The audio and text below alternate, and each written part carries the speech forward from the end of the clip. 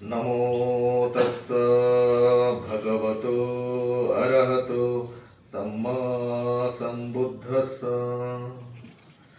ಬುದ್ಧ ಧಮ್ಮ ಸಂಘ ತ್ರಿರತ್ನಗಳಿಗೆ ನಮಿಸುತ್ತಾ, ಪರಮ ಪೂಜ್ಯ ಬೋಧಿಸತ್ವ ಬಾಬಾ ಸಾಹೇಬರ ಪಾದಗಳಿಗೆ ನಮಿಸುತ್ತಾ, ಪೂಜ್ಯ ಮನೋರಕಿತ ಬಂತೇಜಿಯವರ ಪಾದಗಳಿಗೆ ನಮಿಸುತ್ತಾ, ಎಲ್ಲ ಧಮ್ಮ ಬಂಧುಗಳಿಗೆ ಭಾನುವಾರದ ಈ ಧಮ್ಮ ಕಾರ್ಯಕ್ರಮಕ್ಕೆ ಬೆಸ್ಟ್ ಸಂಸ್ಥೆಯ ಪರವಾಗಿ ಸ್ವಾಗತವನ್ನು ಕೋರ್ತಾ, ಇಂದು ಮೇ 24 ಭಾನುವಾರದ ಇವತ್ತು ನಾವು ಧಮ್ಮ ಚರ್ಚೆಯನ್ನು ಮಾಡ್ತಾ ಇದ್ದೇವೆ. ಇವತ್ತು ವಿಶೇಷವಾಗಿ ಚೂಲ ಸುಬದ್ಧ ಸೂತ್ರದ ಬಗ್ಗೆ ನಾವು ತಿಳ್ಕೊಳ್ಳಿಕ್ಕೆ ಪ್ರಯತ್ನ ಮಾಡೋಣ. ಚೂಲ ಸುಬದ್ಧ ಅನಾಥ ಪಿಂಡಿಕನ ಎರಡನೇ ಮಗಳು. ಅನಾಥ ಪಿಂಡಿಕನಿಗೆ 3 ಜನ ಮಕ್ಕಳು, 4 ಜನ ಮಕ್ಕಳು, 3 ಹೆಣ್ಣು 1 ಗಂಡು. ಮೊದಲನೇ ಮಗಳು ಸುಬದ್ಧ, ಎರಡನೇವಳು ಚೂಲ ಸುಬದ್ಧ ಅಂದರೆ ಚಿಕ್ಕವಳು, ಎರಡನೇ. 3ನೇ ಮಗಳು ಸುಮನಾದೇವಿ, 4ನೇ ಮಗ ಕೊನೆಯವರು 4ನೇವನು ಕಾಲ. ಓಕೆ, ಎಲ್ಲರೂ ಕೂಡ ಅನಾಥ ಪಿಂಡಿಕ ಸೋತಕೊಂಡ. ಅವನ ಹೆಂಡತಿ ಪುಣ್ಯ, ಅವಳು ಕೂಡ ಪ್ರತಿಫಲವನ್ನು ಬಂದಿರ್ತಾರೆ. ಹಾಗೆಯೇ ಸುಬದ್ಧ ಮದುವೆಯಾಗಿ ಬೇರೆ ಕಡೆ ಹೋಗಿರ್ತಾರೆ, ಅವಳು ಸ್ವತಃಪನ್ನಲಾಗಿರ್ತಾಳೆ. ಚೂಲ ಸುಬದ್ಧ ಕೂಡ ಸ್ವತಃಪನ್ನಲಾಗಿರ್ತಾರೆ. ಸುಮನಾದೇವಿ ಅನಾಗಮ್ಯ ಸ್ಥಿತಿಯನ್ನು ಪಡ್ಕೊಳ್ತಾರೆ. ಹಾಗೆ ಕಾಲ ತುಂಬ ಸಣ್ಣ ವಯಸ್ಸಿನಲ್ಲಿ ತುಂಬ ಒಂದು ಯೌವನದ ಜೀವನವನ್ನು ತುಂಬ ಇದಾಗಿ ಕಳೀತಾ ಇರ್ತಾನೆ. ಅವನಿಗೆ ಅನಾಥ ಪಿಂಡಿಕ ಬದಲಾವಣೆ ಮಾಡ್ತಾರೆ, ಬುದ್ಧರ ಹತ್ರ ಕಳಿಸಿ ಹಣದ ಲಾಲತೆಯನ್ನು ತೋರಿಸಿ ದುಡ್ಡನ್ನ ಹಿಂದೆ ಹೋಗ್ತಾ ಇರ್ತಾನೆ. ಅವನಿಗೆ ದುಡ್ಡನ್ನೇ ಕೊಟ್ಟು ಅವನ್ನ ಧಮ್ಮಕ್ಕೆ ತಗೊಬರ್ತಾರೆ. ಓಕೆ, ಅದು ಅವ್ರ ಕಾಲದ ಬಗ್ಗೆ ನಾನು ಹೇಳಿದ್ದೆ, ಅದನ್ನು ಬೇಕಾದ್ರೆ ಆಮೇಲೆ ಸ್ವಲ್ಪ ಹೇಳ್ತೀನಿ. ಇವತ್ತು ಚೂಲ ಸುಬದ್ಧ ಇವರೆಲ್ಲ ಹೇಗೆ ಸುತ್ತ ಪ್ರತಿಫಲವನ್ನು ಪಡ್ಕೊಂಡ್ರು. ಅನಾಥ ಪಿಂಡಿಕ ಅವನು ಮಹಾ ಉಪಾಸಕ, ತುಂಬ ಪ್ರತಿದಿನ ಬರೀ ಕೇವಲ ಜೇತವನವನ್ನು ದಾನವಾಗಿ ಕೊಟ್ಟಿದ್ದಷ್ಟೇ ಅಲ್ಲ, ಪ್ರತಿದಿನ ಅವನು 2000 ಬಿಕ್ಕುಗಳಿಗೆ ಆಹಾರ ದಾನವನ್ನು ಕೊಡ್ತಾ ಇದ್ದ. ಕೇವಲ ಬಿಕ್ಕುಗಳಿಗಷ್ಟೇ ಅಲ್ಲ, ಅನಾಥರಿಗೆ, ಪ್ರಾಣಿ ಪಕ್ಷಿಗಳಿಗೆ ಎಲ್ಲರಿಗೂ ಕೂಡ ಅವನು ಆಹಾರವನ್ನು ಕೊಡ್ತಾ ಇದ್ದ. ಹಾಗಾಗಿ ಅವನಿಗೆ ಅನಾಥ ಪಿಂಡಕ, ಅನಾಥರನ್ನು ಯಾರು ಆಹಾರವನ್ನು ಕೊಡ್ತಾನೋ ಅವನ್ನ ಅನಾಥ ಪಿಂಡಿಕ ಅಂತ ಕರೆಯೋದು. ಹಾಗಾಗಿ ಅವನಿಗೆ ಅನಾಥ ಪಿಂಡಿಕ ಅಂತಕ್ಕಂತಹ ಹೆಸರು ಫೇಮಸ್ ಆಯಿತು. ಅವನ ಮೊದಲ ಹೆಸರು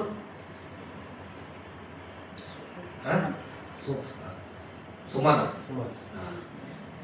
ಓಕೆ, ಚೂಲ ಸುಬದ್ಧ ಅನಾಥ ಪಿಂಡಿಕ ಮತ್ತು ಪುಣ್ಯರ ಎರಡನೇ ಮಗಳಿರ್ತಾಳೆ. ಅವಳು ಮೊದಲನೇ ಮಗಳು ಮದುವೆ ಆದ ನಂತರ ಭಗವಾನ್ ಬುದ್ಧರಿಗೆ 2000 ಬಿಕ್ಕುಗಳಿಗೆ ಪ್ರತಿದಿನ ಆಹಾರದ ವ್ಯವಸ್ಥೆಯನ್ನು ಮಾಡ್ತಕ್ಕಂತಹ ಜವಾಬ್ದಾರಿಯನ್ನು ಚೂಲ ಸುಬದ್ಧ ವಹಿಸ್ಕೊತಾಳೆ. ಯಾಕಂದರೆ ಅನಾಥ ಪಿಂಡಿಕ ದೊಡ್ಡ ಬಿಸ್ನೆಸ್ ಮನ್ನು, ಅವ್ನು ಬೇರೆ ಬೇರೆ ಕಡೆ ಹೋಗಬೇಕಾಗಿರ್ತದೆ. ಹಾಗಾಗಿ ಅವನು ಹೋಗ್ಬೇಕಾದ್ರೆ ಇವಳು ವಹಿಸ್ಕೊತಾಳೆ. ಇವಳು ಪ್ರತಿದಿನ ಸೇವೆಯನ್ನು ಮಾಡ್ತಾ ಮಾಡ್ತಾ ಮಾಡ್ತಾ ಇವಳು ಕೂಡ ಸೋತಪನ್ನ ಧಮ್ಮವನ್ನು ಕೇಳಿ ಸೋತಪನ್ನವಾಗಿರ್ತಾಳೆ. ಮತ್ತು ಇವಳಿಗೂ ಕೂಡ ಮದುವೆ ವಯಸ್ಸು ಬರ್ತದೆ. ಮದುವೆ ಮಾಡಿ ಯಾರು ಕೊಡ್ತಾನೆ? ಅನಾಥ ಪಿಂಡಿಕ ಓದಬೇಕಾದ್ರೆ ತಕ್ಷಶಿಲೆನಲ್ಲಿ ಓದ್ತಾ ಇರ್ತಾನೆ. ಅವನ ಸ್ನೇಹಿತ ಒಬ್ಬ ಉಗ್ಗ ಅಂತ ಅಂದ್ಬಿಟ್ಟಿರ್ತಾನೆ. ಆ ಉಗ್ಗ ಅಂತಕ್ಕಂಥ ಒಂದು ರಾಜ್ಯ ಹಿಮಾಲಯದ ಸೈಡಲ್ಲಿ ಇರ್ತದೆ. ಅವನ ಹೆಸರು ಕೂಡ ಉಗ್ಗ ಪಟ್ಟಣದ ಅಂತ ಅಂದ್ಬಿಟ್ಟು ಅವನಿಗೆ ಉಗ್ಗ ಅಂತ ಅಂದ್ಬಿಟ್ಟೆ ಕರೀತಾ ಇರ್ತಾರೆ. ಅವರು ಓದಬೇಕಾದ್ರೆ ಓದಿ ಮುಗಿದ ನಂತರ, ಅವರು ಡಿಗ್ರಿ ಮುಗಿದ ನಂತರ ಡಿಪಾರ್ಟ್ ಆಗಬೇಕಾದ್ರೆ ಅವರು ಇಬ್ಬರು ಮ್ಯೂಚುವಲ್ ಅಗ್ರಿಮೆಂಟ್ ಮಾಡ್ಕೊಂಡಿರ್ತಾರೆ. ನನಗೆ ಒಂದು ವೇಳೆ ಮಗ ಹುಟ್ಟಿದ್ರೆ, ನಿನಗೆ ಮಗಳು ಹುಟ್ಟಿದ್ರೆ ನಾವಿಬ್ಬರು ಮುಂದೆ ಬೀಗರಾಗೋಣ ಅಂತ ಅಂದ್ಬಿಟ್ಟು ಅಗ್ರಿಮೆಂಟ್ ಮಾಡ್ಕೊಂಡಿರ್ತಾರೆ. ಸೊ ಅದನ್ನು ಮರ್ತ್ಕೊಂಡಿರ್ತಾರೆ, ಸುಮಾರು ವರ್ಷಗಳಾಗಿರ್ತವೆ, ಮರ್ತ್ಕೊಂಡಿರ್ತಾರೆ. ಒಂದು ದಿನ ಆಕಸ್ಮಿಕವಾಗಿ ಉಗ್ಗ ಈ ಕಡೆ ಶ್ರಾವಸ್ತಿಗೆ ಬರ್ತಕ್ಕಂಥ ಸಂದರ್ಭ ಬರ್ತದೆ. ಆಗ ಅವನು ಬರ್ತಾನೆ, ಅನಾಥ ಪಿಂಡಿಕನ್ನು ಭೇಟಿ ಮಾಡ್ತಾನೆ. ಅನಾಥ ಪಿಂಡಿಕ ತುಂಬ ಖುಷಿಯಾಗಿ ಅವನನ್ನು ಅವನಿಗೆ ಆತಿಥ್ಯವನ್ನು ನೀಡ್ತಾನೆ. ಅವನು ಆತಿಥ್ಯವನ್ನು ಸ್ವೀಕರಿಸಿ ಮನೆಯಲ್ಲಿದ್ದಾಗ ಅವನ ಮಗಳು, ಮೊದಲನೇ ಮಗಳು ಮದುವೆ ಆಗಿರುತ್ತೆ. ಚೂಲ ಸುಬದ್ಧನ ನೋಡ್ತಾನೆ. ಅವಳು ತುಂಬ ಶ್ರದ್ಧಾವಂತೆ. ಅವಳ ಶ್ರದ್ಧೆ ಮತ್ತು ಇದನ್ನೆಲ್ಲ ನೋಡಿ ಅವನಿಗೆ ನೆನಪಾಗುತ್ತೆ. ಆಗ ಅನಾಥ ಪಿಂಡಿಕನಿಗೆ ರಿಮೈಂಡ್ ಮಾಡ್ತಾನೆ, ನಾವಿಬ್ಬರು ಅಗ್ರಿಮೆಂಟ್ ಮಾಡ್ಕೊಂಡಿದ್ವಿ, ನೆನಪಿದೆಯಾ ನಿನಗೆ? ನೀನು ನಿನ್ನ ಮಗಳನ್ನ ನನಗೆ ಕೊಡುವಂತ, ನನ್ನ ಮಗನಿಗೆ ಕೊಡುವಂತ ನನ್ನ ಮಗ ಕೂಡ ವಯಸ್ಸಿಗೆ ಬಂದಿದ್ದಾನೆ, ಅವನಿಗೆ ಕೊಡು ಅಂತ ಅಂದ್ಬಿಟ್ಟು. ಆಗ ಅನಾಥ ಪಿಂಡಿಕನಿಗೆ ಸ್ವಲ್ಪ ಇದಾಗುತ್ತೆ, ಕೊಡ್ಲಬೇಡುವ ಅಂತ ಅಂದ್ಬಿಟ್ಟು. ಯಾಕೆಂದರೆ ಇವಳು ಧರ್ಮದಲ್ಲಿ ಪ್ರತಿಷ್ಠಾಪನೆ ಆಗ್ತದೆ. ಇವನು ಉಗ್ಗ, ಅವ್ರದ್ದು ಬೇರೆ ಒಂದು ಬಿಲೀಫ್ ಇರುತ್ತೆ. ಅವನು ನಿಘಂಟರ ಒಂದು ಇದನ್ನು ಫಾಲೋ ಮಾಡ್ತಾ ಇರ್ತಾರೆ. ನಿಘಂಟನಾಥರ ಬೇಸಿಕಲಿ ಜೈನರು, ಅವ್ರ ಬಟ್ಟೆ ಗಿಟ್ಟೆ ಏನು ಹೋಗ್ತಾ ಇರಲ್ಲ, ಅವರ ಒಂದು ಇದನ್ನು ಫಾಲೋ ಮಾಡ್ತಾ ಇರ್ತಾರೆ, ಅದರ ಮೇಲೆ ಬಿಲೀಫ್ ಇರುತ್ತೆ. ಆಗ ನಾನು ಹೆಂಡತಿ ಜೊತೆ ಡಿಸ್ಕಸ್ ಮಾಡ್ತಾನೆ ಅನಾಥ ಪಂಡಿಕ. ಹೆಂಡತಿನೂ ಕೂಡ ಸ್ವತಃ ಫಲವನ್ನು ಪಡೆದಿರ್ತಾಳೆ. ಅದಷ್ಟೇ ಅಲ್ಲ, ಅವಳು ಮೈತ್ರಿ ಧ್ಯಾನದಲ್ಲಿ ತುಂಬ ಅನಾಥ ಪಂಡಿಕ್ಕಿಂತ ಹೆಚ್ಚು ಇದನ್ನು ಪಡ್ಕೊಂಡಿರ್ತಾಳೆ. ಮೈತ್ರಿ ಧ್ಯಾನ ಮಾಡಿ ನೋಡಿದಾಗ ಅವಳು ಭಗವಾನ್ ಬುದ್ಧರಿಂದ ಸಲಹೆ ಕೇಳುವ ಅಂತಂದ್ಬಿಟ್ಟು ಬುದ್ಧರ ಸಲಹೆ ತೆಗೆದುಕೊತಾರೆ. ಬುದ್ಧರ ಸಲಹೆ ತೆಗೆದುಕೊಂಡಾಗ ಅವರು ಹೇಳ್ತಾರೆ, ಅವರು ನೋಡಿ ಇವಳಿಂದ ಇಡೀ ಫ್ಯಾಮಿಲಿ ಬದಲಾವಣೆ ಆಗುತ್ತೆ ಅನ್ನೋ ಒಂದು ಇದನ್ನು ಕಂಡುಕೊಂಡು ಫಸ್ಟೇ ಅವಳಿಗೆ ಇಲ್ಲ ಮದುವೆ ಮಾಡಿಕೊಡಿ ಅಂತ ಅಂದ್ಬಿಟ್ಟು ಒಪ್ಕೋತಾರೆ. ಇದು ಜೇತವನ್ನು ಹೆಚ್ಚು ಕಡಿಮೆ ಅಂದರೆ ಶ್ರಾವಸ್ತಿ ಉಗ್ಗ ಪಟ್ಟಣದಿಂದ ಆಲ್ಮೋಸ್ಟು 1,500 ಯೋಜನೆಗಳ ದೂರ ಇದ್ದಂತಹ ಊರು. 1 ಯೋಜನೆ ಅಂತಂದರೆ 12 ಕಿಲೋಮೀಟ್ರು, 7 ಮೈಲಿ. 7 ಮೈಲಿ ದೂರಕ್ಕೆ 1 ಯೋಜನೆ ಅಂತ ಅಂದ್ಬಿಟ್ಟು ಕರಿತಾಯಿದ್ರು. ಅವತ್ತಿನ ಕಾಲಘಟ್ಟದಲ್ಲಿ ಯೋಜನ ಅಂತ ಕರಿತಾಯಿದ್ರು, ಅಂದರೆ ಡಿಸ್ಟೆನ್ಸ್ನ ಮೆಜರ್ಮೆಂಟು. ಇವಾಗ ನಾವು ಅದನ್ನು ಕಿಲೋಮೀಟ್ರು, ಮೈಲ್ಸ್ ಅಂತ ಅಂದ್ಬಿಟ್ಟು ಕರಿತೀವಿ ಅಲ್ವಾ. ಸೊ ಇವರು ಒಪ್ಕೊಂಡು ಮದುವೆ ಮಾಡಿ ಕಳಿಸ್ತಾರೆ. ಮದುವೆ ಮಾಡಿ ಕಳಿಸಾದ್ಮೇಲೆ, ಕಳಿಸೋಕ್ಕೂ ಮುಂಚೆ ಗಂಡನ ಮನೆಗೆ ಹೋಗಬೇಕಾದ್ರೆ ಚೂಳಸುಬ್ಬನಿಗೆ ಅನಾಥ ಪಿಂಡಿಕ ಕೆಲವೊಂದು ಇನ್ಸ್ಟ್ರಕ್ಷನ್ನ ಕೊಡ್ತು. ಎಲ್ಲರೂ ಕೊಡ್ತಾರಲ್ಲ, ಹೇಗಿರಬೇಕು ಅಂತ ಕೊಟ್ಟು. ಆವತ್ತಿನ ಕಾಲಘಟ್ಟದಲ್ಲಿ ಹೇಗಿತ್ತು, ಅವರು ಧರ್ಮದಲ್ಲಿ ಪ್ರತಿಷ್ಠಾಪನೆ ಮಾಡಿದ್ರಲ್ವಾ, ಹೆಣ್ಮಕ್ಳು ಹೇಗಿರಬೇಕು ಅಂತಕ್ಕಂಥದ್ದನ್ನು ಅವನು ಹೇಳ್ತಾನೆ. 7 ಪಾಯಿಂಟ್ ಇದ್ದಾವೆ. ಮೊದಲನೇದು, ಅತ್ತೆ ಮಾವನ್ನ ಯಾವ ಥರ ನೋಡ್ಕೋಬೇಕು, ಹೆಣ್ಣು ಗಂಡ ಅವರ ಮನೆಯನ್ನ ಯಾವ ಥರ ನೋಡ್ಕೋಬೇಕು ಅಂತಕ್ಕಂತಹ ಬೇಸಿಕ್ ಥಿಂಗ್ಸ್ ಇದು. ಓಕೆ, ನಿನ್ನ ಮನೆಯ ಬೆಂಕಿಯನ್ನು ಯಾವತ್ತೂ ಕೂಡ ಹೊರಗೆ ಕೊಂಡೊಯ್ಬೇಡ, ಮೊದಲನೇ ಪಾಯಿಂಟ್ನ ಹೇಳ್ತಾರೆ. ಏನು ಬೆಂಕಿ? ತನ್ನ ಮನೆಯಲ್ಲಿ ಅತ್ತೆ ಮಾವನರ ಜೊತೆ ಅಥವಾ ಗಂಡನ ಜೊತೆ ಆಗ್ತಕ್ಕಂತಹ ಯಾವುದೇ ತಪ್ಪು ಒಪ್ಪುಗಳನ್ನು ಬೇರೆಯವರ ಜೊತೆ ಡಿಸ್ಕಸ್ ಮಾಡಬೇಡ, ಮೊದಲನೇದು. ಓಕೆ, ಎರಡನೇದು, ಹೊರಗಿನ ಬೆಂಕಿಯನ್ನು ನೀನು ಮನೆ ಒಳಗಡೆ ತಗೋಬೇಡ ಅಂತ ಹೇಳ್ತಾರೆ. ಏನು ಹೊರಗಿನ ಬೆಂಕಿ? ನೆರೆಹೊರೆಯವರು, ಅಕ್ಕಪಕ್ಕದವರು ಅತ್ತೆ ಬಗ್ಗೆ, ಮಾವನ ಬಗ್ಗೆ ಅಥವಾ ಗಂಡನ ಬಗ್ಗೆ ಏನಾದರೂ ಮಾತಾಡ್ತಾರೆ ಅಂತಂದರೆ ಅವರ ವಿಚಾರಗಳನ್ನು ನೀನು ಮನಸ್ಸು ತೆಗೆದುಕೊಂಡು ಅದನ್ನು ಮನೆಗೆ ತೆಗೆದುಕೊಂಡು ಬಂದರೆ ಅದರಿಂದ ಏನಾಗ್ತದೆ? ಕಲಹಗಳಾಗ್ತವಲ್ವಾ. ಇವಾಗ ಬೇಸಿಕ್ಸ್ ಥಿಂಗ್ಸ್, ಅದು ಕೂಡ ಸೂಕ್ಷ್ಮವಾಗಿ ಎಲ್ಲವನ್ನು ಕೂಡ ಇದನ್ನ ಮುಂಚೆ ಇನ್ನೊಬ್ರು ಹೇಳಿದರು, ನೆನಪಿದ್ಯಾ? ಅದನ್ನು ಹೇಳಿದ್ದೆ. ಯಾರು? ವಿಶಾಖ ಮಾತ ಗೊತ್ತಲ್ವ? ವಿಶಾಖ ಮಾತನಿಗೆ ಮದುವೆ ಆದಾಗ ಅವರ ತಾತ ಯಾರು? ಮೆಂಡಕ ಅವರ ತಾತ ಮೆಂಡಕ. ಅವನು ಪುಣ್ಣನಿಗೆ ಮದುವೆ ಮಾಡಿಕೊಟ್ಟಿದ್ದಾರೆ. ಪುಣ್ಣ ಅಂತಂದರೆ ವಿಶಾಖ ಮತ್ತೆ ಗಂಡ. ಅವರು ಕೂಡ ಜೈನರ ಒಂದು ಇದನ್ನು ಫಾಲೋ ಮಾಡ್ತಾರೆ. ಮನೆಯಿಂದ ಬಿಡ್ಬೇಕಾದ್ರೆ ಈ ಎಲ್ಲ ಇನ್ಸ್ಟ್ರಕ್ಷನ್ನು ಕೂಡ ಅವರು ಹೇಳಿರ್ತಾರೆ. ಓಕೆ, ಹೊರಗಿನ ಬೆಂಕಿಯನ್ನು ಮನೆ ಒಳಗಡೆ ತಗೊಳ್ಬಾರ್ದು. ಅಂದರೆ ನೆರೆಹೊರೆಯು ಮಾತಾಡ್ತಕ್ಕಂಥದ್ದನ್ನು, ಅತ್ತೆ ಮಾವನ ಬಗ್ಗೆ, ಗಂಡನ ಬಗ್ಗೆ ಚಾಡಿ ಹೇಳ್ತಕ್ಕಂಥ ವಿಚಾರಗಳನ್ನು ಅದನ್ನು ಅಲ್ಲೇ ಬಿಟ್ಟು ನೀನು ಮನೆಯನ್ನು ಚೆನ್ನಾಗಿ ನೋಡ್ಕೋಬೇಕು ಅಂತ ಅಂದ್ಬಿಟ್ಟು ಎರಡನೇದು. ಮೂರನೇದು, ಯಾರು ನಿನಗೆ ವಾಪಸ್ ಕೊಡ್ತಾರೋ ಅಂಥವ್ರಿಗೆ ಮಾತ್ರ ನೀನು ಕೊಡ್ತಕ್ಕಂಥದ್ದನ್ನು ಕಲ್ತ್ಕೊಳ್ಬೇಕು ಅಂತಕ್ಕಂಥದ್ದನ್ನ ಹೇಳ್ತಾರೆ. ತೆಗೆದುಕೊಂಡದನ್ನು ಯಾರು ಮರಳಿ ಕೊಡ್ತಾರೋ ಅಂಥವ್ರಿಗೆ ಕೊಡೋದನ್ನು ಅಭ್ಯಾಸ ಮಾಡು ಅಂತ ನೋಡಿ ಹೇಳ್ತಾರೆ. ಮತ್ತೆ ಮರಳಿ ಕೊಡದವರಿಗೆ ಏನನ್ನು ಕೊಡಬಾರದು. ತೆಗೆದುಕೊಂಡದನ್ನು ಯಾರು ಮರಳಿ ಕೊಡೋದಿಲ್ವಲ್ಲ, ಅಂದರೆ ಕೊಡ್ತೀವಿ ಅಂತ ಅಂದ್ಬಿಟ್ಟು ತಗೊಂಡಿರ್ತಾರೆ, ಅಂಥವ್ರಿಗೆ ನೀನು ಕೊಡಬೇಡ. ನೀನು ದಾನವಾಗಿ ಕೊಟ್ಟದ್ದು ಬೇರೆ.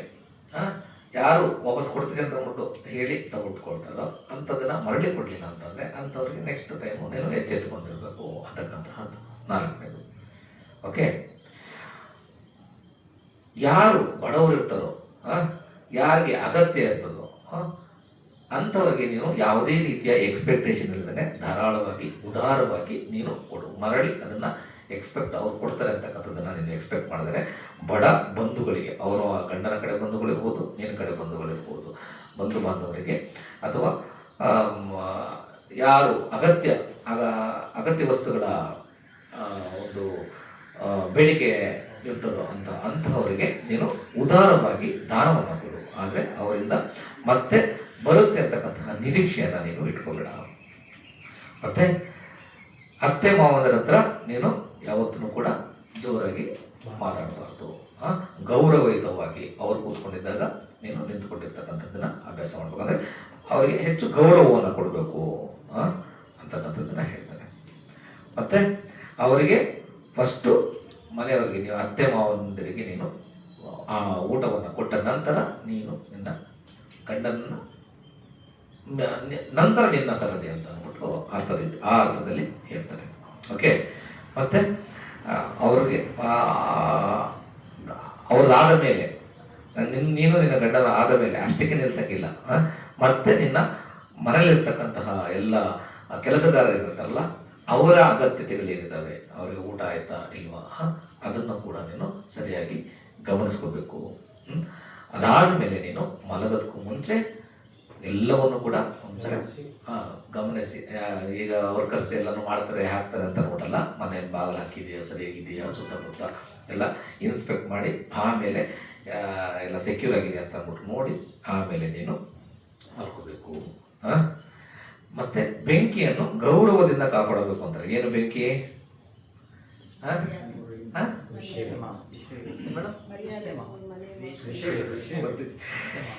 ಅತ್ತೆ ಮಾವಂದಿರು ಬೆಂಕಿ ಇದ್ದಂತೆ. ಅತ್ತೆ ಮಾವಂದಿರು ಬೆಂಕಿ ಇದ್ದ ಹಾಗೆ ಅದನ್ನ ನೀನು ಜೋಪಾನವಾಗಿ ನೋಡ್ಕೋಬೇಕು. ಬೆಂಕಿಯಿಂದ ಉಪಯೋಗನೂ ಇದೆ ಮತ್ತೆ ಅಪಾಯನೂ ಇರ್ತದೆ. ಸೊ ನೀನು ಸರಿಯಾಗಿ ನೀನು ಅದನ್ನ ವ್ಯವಸ್ಥಿತವಾಗಿ ಗಮನದಲ್ಲಿಟ್ಟುಕೊಂಡು ಸರಿಯಾಗಿ ನೋಡು. ಅಸಡ್ಡೆ ಬೇಡ, ಬೆಂಕಿಯ ಬಗ್ಗೆ ಅಸಡ್ಡೆ ಬೇಡ. ಜಾಗೃತ ಭಾವದಿಂದ ನೀನು ಅದನ್ನು ನೋಡ್ಕೋಬೇಕು.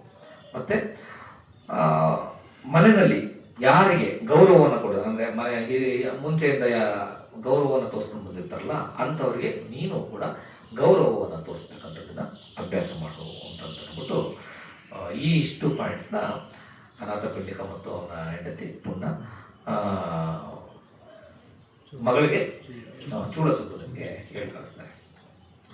ಅವಳು ಅದನ್ನೆಲ್ಲ ಇಟ್ಕೊಂಡು ಅದ್ರ ಜೊತೆಗೆ ಗಂಡನ ಮನೆಗೆ ಕಳಿಸ್ಬೇಕಾದ್ರೆ ದೊಡ್ಡ ಸಂಗಧನವನ್ನು ಮಾಡಿ ಅವ್ರ ಜೊತೆಗೆ 8 ಜನ ಇವಳನ್ನ ನೋಡ್ಕೊಳ್ಳೋದಕ್ಕೆ ಸಹಾಯಕ ಅಸಿಸ್ಟೆಂಟ್ಸನ್ನು ಮತ್ತೆ ಕಳಿಸಿರ್ತಾರೆ. ಅವ್ರಿಗೂ ಕೂಡ ಇವೆಲ್ಲ ಪಾಯಿಂಟ್ಸನ್ನು ಕೂಡ ಹೇಳಿರ್ತಾರೆ.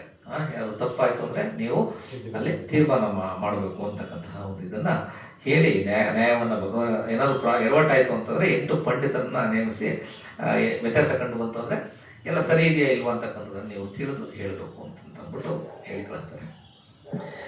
ಚೂಡಸುಬದ್ಧ ಬರ್ತಾಳೆ, ಉಗ್ಗ ಪಟ್ಟಣಕ್ಕೆ ಬರ್ತಾಳೆ. ಉಗ್ಗ ಪಟ್ಟಣಕ್ಕೆ ಬಂದಾಗ ಇವರ ಮನೆಯಲ್ಲಿ ಇವರು ಬಿಲೀಫ್ ಬೇರೆ ಇರ್ತದೆ. ಇವಳಿಗೆ ಅವಕಾಶ ಸಿಗೋದಿಲ್ಲ ಭಗವಾನ್ ಬುದ್ಧರಿಗೆ ಸೇವೆ ಮಾಡಲಿಕ್ಕೆ, ದಾನ ಕೊಡೋದಕ್ಕೆ ಅಥವಾ ಆಹಾರ ದಾನವನ್ನು ಕೊಡೋದಕ್ಕೆ ಯಾವುದೇ ರೀತಿ ಇದು ಸಿಗೋದಿಲ್ಲ. ಸ್ವಲ್ಪ ದಿನಗಳಾದ ಮೇಲೆ ಅವರು ನಿಘಂಟರನ್ನು ಮನೆಗೆ ಆಹ್ವಾನಿಸ್ತಾರೆ. ಅವರ ಒಂದು ಗುರುಗಳಿರ್ತಾರಲ್ಲ 500 ಜನನ ಆಹ್ವಾನ ಮಾಡ್ತಾರೆ. 500 ಜನನೂ ಕೂಡ ಬಟ್ಟೆ ಹಾಕಿರೋದಿಲ್ಲ, ಬೆತ್ತಲಾಗಿ ಮನೆಗೆ ಬರ್ತಾರೆ. ಮನೆಗೆ ಬಂದಾಗ ಅವ್ರಿಗೆಲ್ಲ ಆಹಾರ ದಾನವನ್ನು ಚೆನ್ನಾಗಿ ಆಗುತ್ತೆ. ಆಮೇಲೆ ಚೂಡಸುಬ್ಬದಳಿಗೆ ನೀನು ಹೋಗಿ ಅವ್ರನ್ನ ಚೆನ್ನಾಗಿ ಗಮನಿಸ್ಕೋ ಅಂತಂದ್ಬಿಟ್ಟು ಅತ್ತೆ ಮಾವರು ಹೇಳ್ತಾರೆ, ಮಾವ ಹೇಳ್ತಾರೆ. ಆಗ ಅವಳು ರಿಜೆಕ್ಟ್ ಮಾಡ್ತಾರೆ ಅಂದರೆ ಅವರು ಬಟ್ಟೆ ಹಾಕಿಲ್ಲ ಅಂತಕ್ಕಂಥ ಒಂದು ಕಾರಣದಿಂದ ನನಗೆ ನಾಚಿಕೆ ಆಗುತ್ತೆ, ನಾನು ಹೋಗೋದಿಲ್ಲ. ಆಮೇಲೆ ಗೌರವ ಐತೆ, ಬಟ್ ನಾನು ಅಲ್ಲಿಗೆ ಅವ್ರ ಹತ್ರ ಹೋಗಿ ನಾನು ಹೆಚ್ಚು ಗಮನವನ್ನು ನಾನು ಕೊಡೋದಿಲ್ಲ ಅಂತಂದ್ಬಿಟ್ಟು ರಿಜೆಕ್ಟ್ ಮಾಡ್ತಾರೆ. ಆಗ ಮಾವನಿಗೆ ತುಂಬ ಬೇಸರ ಆಗುತ್ತೆ. ಹೆಂಡತಿ ಕರೆದ್ಬಿಟ್ಟು ನಿನ್ನ ಸೊಸೆ ಏನು ಹೀಗೆ ಮಾಡ್ತಾರಲ್ಲ, ಹೋಗು ನೀನು ಬುದ್ಧಿ ಹೇಳು ಅಂತ ಅಂದ್ಬಿಟ್ಟು ಕಳಿಸ್ತಾರೆ. ಆಗ ಅತ್ತೆ ಬಂದ್ಬಿಟ್ಟು ಸೊಸೆಗೆ ಕೇಳ್ತಾರೆ, ಚುರಸುಬದ್ಧ, ಯಾಕಮ್ಮ ಏನಾಯಿತು, ಯಾಕೆ ಈ ಥರ ಮಾಡ್ತಿದ್ದೆ ಅಂತ ಅಂದ್ಬಿಟ್ಟು. ಆಗ ಅವಳು ಚುರಸುಬದ್ಧ ಹೇಳ್ತಾರೆ, ನಾನು ಈ ರೀತಿ ಬಟ್ಟೆ ಹಾಕೊಂಡೇ ಇರದೇ ಇರೋರ ಹತ್ರ ನಾನು ಹೇಗೆ ಹೋಗಿ ನಾನು ಅವ್ರ ಹತ್ರ ಅವ್ರನ್ನ ಸೇವೆ ಮಾಡೋದಕ್ಕೆ ಸಾಧ್ಯ ಆಗುತ್ತೆ, ನನಗೆ ನಾಚಿಕೆ ಆಗ್ತದೆ, ಅದು ಆಗೋದಿಲ್ಲ ನನ್ನಿಂದ ಅಂತ ಅಂದ್ಬಿಟ್ಟು ಇದ್ದ ವಿಚಾರವನ್ನು ಅವಳು ನೇರವಾಗಿ ತಿಳಿಸ್ತಾರೆ. ಹಾಗಾದರೆ ನೀನು ಯಾರನ್ನ ನೀನು ಒಪ್ತೀಯಾ ಅಂತ ಅಂದ್ಬಿಟ್ಟು ಕೇಳ್ತಾನೆ. ಆಗ ನಾನು ನನ್ನ ಭಗವಾನ್ ಬುದ್ಧರನ್ನು ನಾನು ಒಪ್ಕೋತೀನಿ ಅಂತ ಅಂದ್ಬಿಟ್ಟು ಹೇಳ್ತಾನೆ. ಭಗವಾನ್ ಬುದ್ಧರು ಅಂತಂತಂದರೆ ಹೇಗಿದ್ದಾರೆ ಅವರು ಅಂತಂದ್ಬಿಟ್ಟು ಅತ್ತೆ ಕೇಳ್ತಾರೆ.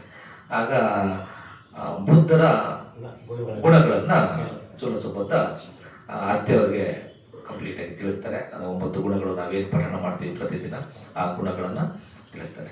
ಅದಷ್ಟೇ ಅಲ್ಲ, ಅವರು ಕಾಯ ವಾಚ ಮನಸ್ಸು ತುಂಬ ಪರಿಶುದ್ಧರಾಗಿದ್ದಾರೆ, ಅವರು ಪವಿತ್ರವಾಗಿದ್ದಾರೆ. ಹಾಗೆ ಅವರ ಪಾದಗಳು ಅರಳಿದ ಕಮಲದಂತೆ ಯಾವಾಗಲೂ ಇರ್ತದೆ. ಮನಸ್ಸಿನಲ್ಲಿ ಸ್ವಲ್ಪವೂ ಕೂಡ ಮೈಲಿಗೆ ಅಂತಕ್ಕಂಥದ್ದು ಇಲ್ಲ. ಸೊ ಮನಸ್ಸಿನಲ್ಲಿ ಮೈಲಿಗೆ ಇಲ್ಲದೆ ಇರ್ತಕ್ಕಂತಹ ರೀಸನ್ನಿಂದ ಅವರು ಯಾವಾಗಲೂ ಕೂಡ ಹೊಳಿತಾ ಇರ್ತಾರೆ. ಮತ್ತೆ ಅವರು ಯಾವಾಗಲೂ ಕೂಡ ತುಂಬ ಶಾಂತ ಸ್ವಭಾವದವರಾಗಿರ್ತಾರೆ. ಅವರ ಕಣ್ಣ ಮೇಲೆ ಯಾವುದೇ ಕಾರಣಕ್ಕೂ ಒಂದು ಸ್ವಲ್ಪ ಧೂಳನ್ನು ಕೂಡ ನಾವು ಕಾಣಲಿಕ್ಕೆ ಸಾಧ್ಯ ಇಲ್ಲ, ತುಂಬ ಹೊಳಿತಾ ಇರ್ತವೆ. ಅವರು ಯೋಗ್ಯ ವಸ್ತುಗಳು ಅಥವಾ ಕೀರ್ತಿ ಬಂತು ಅಂತಂತಂದರೆ, ಯಾರು ಹೊಗಳಿದ್ರೆ, ಯಾರು ತೆಗಳಿದ್ರೆ ಅವರು ಉಬ್ಬದೂ ಇಲ್ಲ, ಕುಗ್ಗದೂ ಇಲ್ಲ.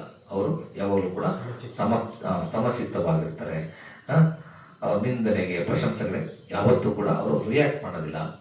ಅವರು ಸರಿಯಾದ ದೃಷ್ಟಿಕೋನಗಳನ್ನು ಹೊಂದಿದ್ದಾರೆ. ಅಕುಶಲ ಧರ್ಮಗಳನ್ನು ಕಂಪ್ಲೀಟಾಗಿ ತೆಗೆದುಹಾಕಿದ್ದಾರೆ. ಹಾಗೆ ಸನ್ಮಾನಗಳಿಗೆ ಬೀಗೋದೂ ಇಲ್ಲ, ಅವರ ನಿಂದನೆಗೆ ಕುಗ್ಗೋದೂ ಇಲ್ಲ. ಇವರು ನನ್ನ ತಂದೆ ಭಗವಾನ್ ಬುದ್ಧರು ಅಂತ ಅಂದ್ಬಿಟ್ಟು ಹೇಳ್ತಾರೆ. ಆಗ ಹೌದಾ, ಇಷ್ಟೆಲ್ಲ ಗುಣಗಳಿದಾವ, ಅಂಥವ್ರು ಯಾರು ಅಂತಂದ್ಬಿಟ್ಟು ನನಗೆ ತೋರಿಸ್ಬೋದಾ ನೀನು ಅಂತ ಅಂದ್ಬಿಟ್ಟು ಕೇಳ್ತಾರೆ.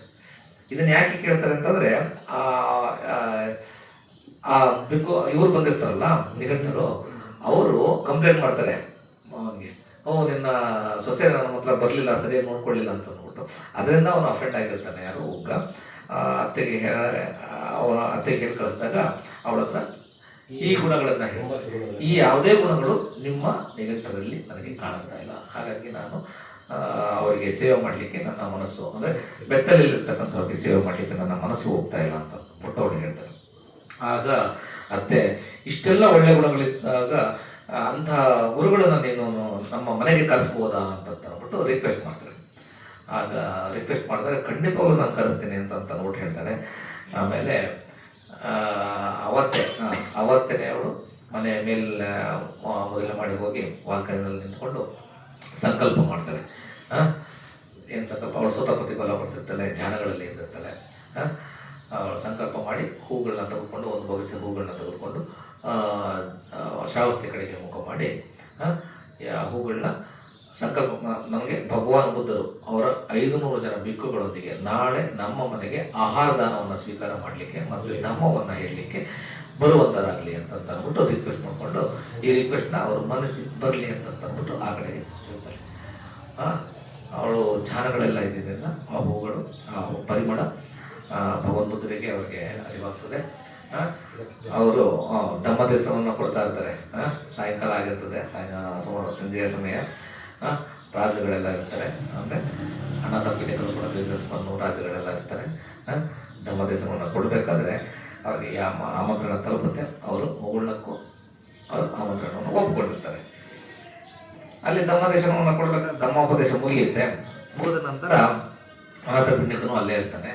ಅವನು ತುಂಬ ಖುಷಿಯಾಗಿ, ನಾಳೆ ಭಗವಾನ್ರೆ ನೀವು ನಮ್ಮ ಮನೆಗೆ 2000 ಭಿಕ್ಕುಗಳ ಜೊತೆಗೆ ನಮ್ಮ ಮನೆಗೆ ಆಹಾರ ದಾನವನ್ನು ಸ್ವೀಕಾರ ಮಾಡೋದಕ್ಕೆ ಬನ್ನಿ ಅಂತಂದ್ಬಿಟ್ಟು ಇವನು ಆಹ್ವಾನವನ್ನು ಕೊಡ್ತಾನೆ. ಆಗ ಭಗವಾನ್ರು, ಇಲ್ಲ ಅನಾಥ ಪಿಂಡಿಕ, ಆಗಲೇ ನಾನು ಒಪ್ಕೊಬಿಟ್ಟಿದ್ದೀನಿ. ಅವನಿಗೆ ಆಶ್ಚರ್ಯ ಆಗುತ್ತೆ, ನಾನು ಇಲ್ಲೇ ಇದ್ದೀನಿ, ನೀವು ಯಾರು ಬಂದು ಆಹ್ವಾನ ಮಾಡಿಲ್ಲ, ನೀವು ಯಾವಾಗ ಒಪ್ಕೊಂಡ್ರಿ ಅಂತ ಅಂದ್ಬಿಟ್ಟು ಕೇಳ್ತೀನಿ. ಆಗ ಭಗವಾನ್ ಬುದ್ಧರು ಹೇಳ್ತಾರೆ, ಹಿಂಗೆ ನಿನ್ನ ಮಗಳು ಚೂಲಸುಬದ್ಧ ನನಗೆ ಆಲ್ರೆಡಿ ಆಹ್ವಾನವನ್ನು ಕೊಟ್ಟಿದ್ದಾನೆ ಅಂತ ಅಂದ್ಬಿಟ್ಟು. ಚೂಲಸುಬದ್ಧನ ಅವಳು ನೋಡಿದ್ರೆ 1200 ಯೋಜನ ದೂರ, ಹೆಚ್ಚು ಕಡಿಮೆ ಎಷ್ಟು, ಅಷ್ಟು ದೂರದಲ್ಲಿರ್ತಕ್ಕಂತಹ ಅವಳು ಹೇಗೆ ನಿಮಗೆ ಆಹ್ವಾನ ಕೊಟ್ಟಿಲ್ಲ? ಆಗ ಒಂದು ಗಾಥವನ್ನು ಭಗವಾನ್ ಬುದ್ಧರು ಹೇಳ್ತಾರೆ. ಇದು ಧಮ್ಮಪದ ಗಾಥ. ದೂರೇ ಸಂತೋ ಪಕಾಸೆಂತಿ ಹಿಮವಂತೋ ವಾ ಪೊಬ್ಬತು ಅಸಂತೀರ್ಥ ನದಿಸ್ಸಂತಿ ರತ್ತಿಂಕಿತ್ತ ಯಥಾಸರ. ಅಂದರೆ ಮಹಾದಾನಿ ಅನಾಥ ಪಿಂಡಿಕನೇ, ಪವಿತ್ರವಾದ ಹೃದಯವುಳ್ಳವರು ಪರಿಶುದ್ಧ ಕರ್ಮ ಮಾಡುವವರು. ದೂರ ಇದ್ರೂ ಕೂಡ ಅವರು ನನ್ನ ಸನಿಹದಲ್ಲೇ ಇದ್ದ ಹಾಗೆ. ಅವರು ಹಿಮಾಲಯ ಪರ್ವತದಂತೆ ಪ್ರಕಾಶವಂತರು. ಎಷ್ಟೇ ದೂರ ಇದ್ರೂ ಕೂಡ ನನ್ನ ಹತ್ತಿರದಲ್ಲೇ ಇದ್ದು ಹಿಮಾಲಯ ಪರ್ವತದಂತೆ ಕಾಣಿಸ್ಕೊಳ್ತಾರೆ. ಆದರೆ ಮೂರ್ಖರು, ಅವರು ಬಿಕ್ಕುಗಳಾಗಿದ್ರು ಕೂಡ ಅಥವಾ ಉಪಾಸಕರಾಗಿರಲಿ, ಹತ್ತಿರ ಇದ್ದು ಕೂಡ ಕಾಯವಾಚ ಮನಸ್ಸ ಪವಿತ್ರ ಹೃದಯ ಉಳ್ಳವಲ ಆಗದೆ ಇದ್ದರೆ ಅವರು ಯಾವುದೇ ರೀತಿ ಪ್ರಕಾಶಮಾನವಾಗಿ ಹೊಳೆಯುವುದಿಲ್ಲ. ಹತ್ತಿರದಲ್ಲಿದ್ದರೂ ಕೂಡ ಅವರು ಕಾಣಿಸ್ಕೊಳ್ಳೋದಿಲ್ಲ. ಯಾವ ರೀತಿ ಮಧ್ಯರಾತ್ರಿ, ಬೆಳದಿಂಗಳ ರಾತ್ರಿ ಯಾವುದೇ ಕತ್ತಲು ಇಲ್ಲದೆ ಇದ್ದಾಗ, ಇಲ್ಲದೆ ಇದ್ರೂ ಕೂಡ ಅವರು ಕಗ್ಗತ್ತಲೆಯಲ್ಲಿ ಅರಣ್ಯದಲ್ಲಿ ಸಿಕ್ಕಾಕೊಂಡ ರೀತಿಯಲ್ಲಿ ಸತ್ಯದ ದರ್ಶನ ಅವರಿಗೆ ಆಗಲಿಕ್ಕೆ ಸಾಧ್ಯ ಇಲ್ಲ. ಮೋಡಗಳಿದ್ದ ಆಗಸದಲ್ಲಿ ಬಾಣವನ್ನು ಹೊಡೆದಂತೆ, ಈ ಕಗ್ಗತ್ತಲಲ್ಲಿ ಬಾಣ ಹೊಡೆದಂತೆ ಅವ್ರಿಗೆ ಗುರಿನೇ ಇಲ್ಲ. ಎಲ್ಲ ಒಂದು ಕಡೆ ತಲುಪಬಹುದು ಆ ಥರ ಅಂತ ಅಂದ್ಬಿಟ್ಟು ಭಗವಾನ್ ಬುದ್ಧ ಈ ಗಾಥೆಯನ್ನು ಹೇಳ್ತಾರೆ. ಆಗ ಅನಾಥಪಿಂಡಿಕ ಈ ಗಾಥೆಯನ್ನು ಕೇಳ್ತಾ ಕೇಳ್ತಾ ಅನೇಕ ರಾಜರ ಸಾಯಂಕಾಲ ಟೈಮಲ್ಲಿ ಯೂಶಲಿ ರಾಜರುಗಳ ಜೊತೆ ಅನೇಕ ದೇವತೆಗಳು ಧಮ್ಮವನ್ನು ಕೇಳಿ ಬರ್ತಾ ಇದ್ವು. ಸುಮಾರು ದೇವತೆಗಳು ಇಲ್ಲಿ ಕೊಟ್ಟಿರೋ ಪ್ರಕಾರ ಸುಮಾರು 80,000 ದೇವತೆಗಳು ಮತ್ತು ಅಲ್ಲಿದ್ದಂತಹ ಅನೇಕರು ಸ್ವತಃಪತಿ ಫಲವನ್ನು ಪಡ್ಕೊಳ್ತಾರೆ. ಮತ್ತು ಈ ಆಹ್ವಾನವನ್ನು ಸ್ವೀಕರಿಸಿದಂತಹ ಭಗವಾನ್ ಬುದ್ಧರಿಗೆ ಅವತ್ತು ಸಕ್ಕನು ಕೂಡ ಧಮ್ಮವನ್ನು ಕೇಳಿ ಬಂದಿರ್ತಾನೆ. ಸಕ್ಕ ವಿಸುಕಮ್ಮ ಅಂತಕ್ಕಂತಹ ಒಬ್ಬ ದೇವತೆಯನ್ನು ಕರೆದು, ನಾಳೆ ಭಗವಾನ್ ಬುದ್ಧರು ಉಗ್ರ ಪಟ್ಟಣಕ್ಕೆ ಹೋಗೋರಿದ್ದಾರೆ, ಅವರಿಗೆ ನೀನು ಒಂದು ವಿಮಾನವನ್ನು ತಯಾರು ಮಾಡುವಂತಂದ್ಬಿಟ್ಟು ಭೋಜನ ದಾನ ಸ್ವೀಕರಿಸಲಿಕ್ಕೆ ಹೋಗ್ತಾ ಇದ್ದಾರೆ. ವಿಮಾನವನ್ನು ತಯಾರು ಮಾಡುವಂತ ಅಂದ್ಬಿಟ್ಟು 500 ಗೋಪುರಗಳಿರುವ ಹಾರುವ ವಿಮಾನಗಳನ್ನು ಆಜ್ಞಾಪಿಸ್ತಾನೆ. ಅದರ ಮೂಲಕ ಭಗವಾನ್ ಬುದ್ಧರು ಮತ್ತು 500 ಜನ ಭಿಕ್ಕುಗಳು ಆಕಾಶಮಾನವಾಗಿ ನೆಕ್ಸ್ಟ್ ಡೇ ಉಗ್ರ ಪಟ್ಟಣಕ್ಕೆ ಹೋಗ್ತಾರೆ. ಅಲ್ಲಿ ಹೋದ ನಂತರ ಅವ್ರನ್ನ ತುಂಬ ಅದ್ಧೂರಿಯಾಗಿ ಬರಮಾಡ್ಕೊಳ್ತಾರೆ. ಅಲ್ಲಿ ಹೋಗಿ ಧಮ್ಮವನ್ನು ಹೇಳ್ತಾರೆ. ಅದು ನೆಕ್ಸ್ಟ್ ಇದರಲ್ಲಿ ಹೇಳ್ತೀನಿ. ಧಮ್ಮವನ್ನು ಹೇಳಿ ಅಲ್ಲಿದ್ದಂತಹ ಅವರ ಅತ್ತೆ ಮಾವ ಅವ್ರ ಮನೆಯವರು ಎಲ್ಲರೂ ಕೂಡ ಬುದ್ಧರಿಗೆ ಶರಣಾಗ್ತಾರೆ. ಅವರು ಧಮ್ಮವನ್ನು ಅನುಸರಿಸಲಿಕ್ಕೆ ಇದು ಮಾಡ್ತಾರೆ. ಅದಾದಾಗ ಉಗ್ಗ ಯಾವಾಗ ಧಮ್ಮದಲ್ಲಿ ಪ್ರತಿಷ್ಠಾಪನೆಗೊಂಡು ಉಗ್ಗ ರಿಕ್ವೆಸ್ಟ್ ಮಾಡ್ಕೊಳ್ತಾನೆ, ನೀವು ನಮ್ಮಲ್ಲೇ ಇದ್ದು ಧಮ್ಮವನ್ನು ಹೇಳಿ ಅಂತ. ಹಾಗೆ ಒಂದೇ ಕಡೆ ಜಾಸ್ತಿ ದಿನ ಇರ್ಲಿಕ್ಕಾಗಲ್ಲ. ಆಗ ಭಗವಾನ್ ಬುದ್ಧರು ಅನಿರುದ್ಧ ಬಂತೇಜಿಯವರಿಗೆ, ನೀನು ಇಲ್ಲಿ 1-2 ತಿಂಗಳು 3 ತಿಂಗಳು ಇದ್ದು ಧಮ್ಮೋಪದೇಶಗಳನ್ನು ಮಾಡಿ ನೀನು ಬಾ ಅಂತ ಅಂದ್ಬಿಟ್ಟು ಅನಿರುದ್ಧ ಬಂತೇಜಿಯವರಿಗೆ ಆಹ್ವಾನಿಸ್ತಾರೆ. ಅನಿರುದ್ಧ ಬಂತೇಜಿಯವರು ಅಲ್ಲಿದ್ದಂತಹ ಅನೇಕ ಬ್ರಾಹ್ಮಣರೆಲ್ಲ ಇರ್ತಾರೆ. ಅವರಲ್ಲಿರ್ತಕ್ಕಂತಹ ಮಿಥ್ಯ ದೃಷ್ಟಿಗಳನ್ನ ಒಬ್ಬೊಬ್ಬರಾಗಿ ಎಲ್ಲ ಮಿಥ್ಯ ದೃಷ್ಟಿಗಳನ್ನ ತೆಗೆದು ಅವ್ರನ್ನೆಲ್ಲರನ್ನು ಕೂಡ ಪರಿವರ್ತನೆ ಮಾಡ್ತಾರೆ. ಓಕೆ, ಇದು ಚೂಳ ಸುಬ್ಬುಗಳ ಒಂದು ಕತೆ. ಓಕೆ, ಜಾತಕ ಕಥೆ ಅಲ್ಲ, ಇದು ಬುದ್ಧರ ಕಾಲದಲ್ಲಿ ಆಗಿರ್ತಕ್ಕಂಥದ್ದು. ಜಾತಕ ಕಥೆಗಳಲ್ಲಿ ಅದು ಇದನ್ನ ಕೊಡ್ತಾರೆ, ಜಾತಕಗಳನ್ನ ಸಂಬಂಧಗಳನ್ನ ಹೇಳ್ತಾ ಹೋಗ್ತಾರೆ. ಇದು ಬುದ್ಧರ ಕಾಲಘಟ್ಟದಲ್ಲೇ ಆಗಿರ್ತಕ್ಕಂತಹ ಒಂದು ಘಟನೆ. ಓಕೆ, ಇಷ್ಟನ್ನು ಹೇಳ್ತಾ ಇವತ್ತಿನ ಒಂದು ಧಮ್ಮ ಪ್ರವಚನವನ್ನು ನಾನು ಮುಕ್ತಾಯ ಮಾಡ್ತೇನೆ. ಏನಾದರೂ ಧಮ್ಮ ರಿಲೇಟೆಡ್ ಕೇಳಬೇಕು ಅಂತಂದರೆ ಕೇಳು, ಅನುಮಾನಗಳಿದ್ದರೆ ಕೇಳಿ.